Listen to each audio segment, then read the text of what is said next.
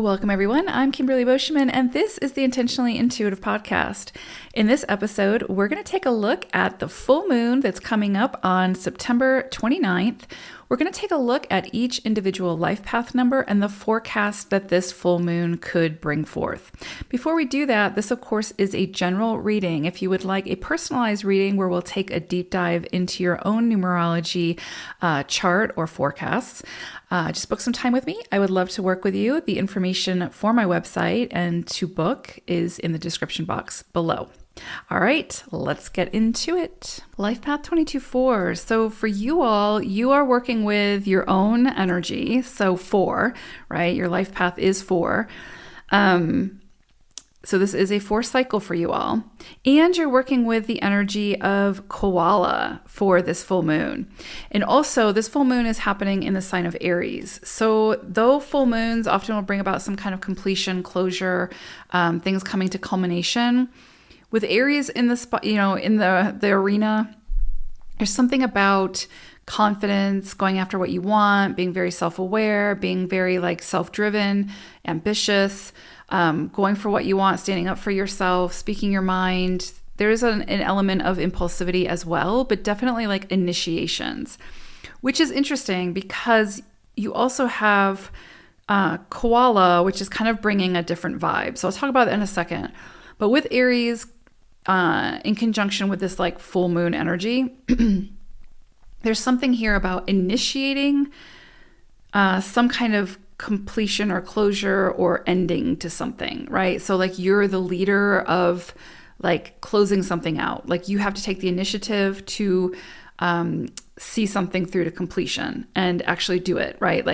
I say that to a 22-4, and I'm sure that you're very good about making sure that the job is done right and all those things, right? So procrastination is probably not one of those things you necessarily have to worry about, but with this, it's there's something that you might have been putting off or wanting to not deal with and avoiding. There's something here where it's you have to step up and take the initiative in closing this out, whatever this is, or completing it, right? Now with koala energy, there's something here about leaning on others, right? And finding your soul tribe, right? Something here about stability, but really it's about collaboration and leaning on others. And what I think is really beautiful about that is 22, right, is very much about collaboration, relationships, working with other people, seeing different perspectives. So the fact that koala is coming in, it's very possible that around this full moon, you may see people come in now, or you may be called to rely on other people, collaborate with other people in order to bring whatever this is to completion. Whatever this is doesn't feel like necessarily something you're meant to do on your own. It's something that you're meant to sort of maybe recognize where it is that you may have some limitations and where it is that you need to reach out to people for assistance. And I know that can sometimes be difficult for 22-4s to sort of ask for help, to receive that help, to see different perspectives, and to allow other people to pick up some of the slack, right? This would be a time too of delegation, delegating those things where it's you just cannot possibly get to it, or it's just, it's taking away from where it is that you need to be. So can you delegate? And so it might even be, you might have to call in a team to assist or something like that. Same thing with if it's something to do with the house, the actual physical location, your house, right? If there's something that's happening with the house and you are very dead set on the fact that I'm going to do it myself, I think under this full moon, you're really being asked to be very honest with yourself about whether or not your pride is sort of taking over. And is it really something that you should try to attempt to do on your own? Or is this something that you might need to call in the professionals or call in the people who have strengths, where it is that maybe you have some limitations around wherever this is? So again, kind of swallowing the pride and allowing others to pick up, that slack. And trusting them to be able to do the work well, and not feeling like you have to sort of intervene. There's definitely something here, though, about slowing down and releasing, meaning like releasing control in this situation. But releasing control, slowing down a little bit, taking your time, also rest and rejuvenation, right? Like you think about koala bears, they eat and sleep, eat and sleep. They're just like a different version of a sloth, really, right?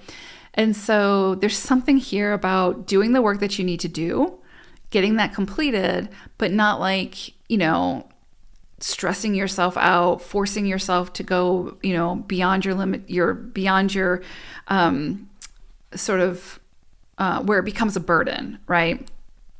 And really just sort of honoring your need for rest, honoring your need for like rejuvenation, right? And I heard something the other day, I wish I could remember her name, but it's so true. She was talking about how we look at rest as like non-productive, right? We look at rest as like a reward. Once we finish all of our chores, we can rest. But really we need to look at rest as like necessary, right? As opposed to like we can do this if we do everything else, because obviously that can lead to burnout and all of that. So there's definitely something here for you 22-4s that is saying do what you can do, right? Like, but also honor your body's call, right? Your body's need for rest and rejuvenation and fun and play and all those things. Those things, fun, play, joy, etc., should not be rewards for like overambition. So I like this for 22-4s, right? Because 22-4s can fall into, especially 4 energy, right? That like workaholic, overexertion, perfectionism, etc., and it's the shadow side of the 4, right? And so koala coming in is saying, do what you can do, but don't wreak havoc on your, holistic health to do it. Like, give yourself time for pause. How about that? And then with the 4 energy, of course, it's going to highlight where it is that you might be out of alignment with your life path energy, right? So you might see a lot come in around control. Where is it that you're trying to control the outcome so much that it's creating more delays or more stress or whatever the case may be? Sometimes we have to remember that we're responsible for the effort, but we're not always responsible for the results, because there's so many other factors that come into play when it has to do with the results, that if we fall into perfectionism, then we beat ourselves up when things don't work out the way that we wanted them to, even though we don't necessarily have control over that. So this would be a period where it's like, take a closer look at where it is that you are showing up sort of with the blinders on, but like in a perfectionism kind of way, and where that is depleting you. Also, pay attention to anything that comes up around your intuition and really following your intuition and your heart center. Also, emotions could come up around this time, especially because it's a full moon. There may be something here, especially with Aries as well, something where you need to pay attention to like your emotions. If there's anything that happened early in life that was very traumatic, you could see a lot come to the surface around this full moon that's asking you to work through your emotions that are tied to that event. So again, remember, koala energy is asking you to lean on others, to get support. So this could be a beautiful, beautiful, beautiful time for you to take the initiative to see a therapist, to seek professional help to help you to move through those emotions. With 4 energy, which that is your life path, with 4 energy, it's such a solution-focused energy that a lot of times we will move through something and we don't give it the proper time for healing, for like moving through it. We'll move through it very quickly because we're so solution-focused. We're looking to get to the solution. We're looking to get to the resolution. And that's beautiful and that's so needed, but we sort of do ourselves a disservice in the same time because we kind of just skim over the emotions, right? The deeper emotions. And so you could see at this time things come to the surface, especially around early childhood events that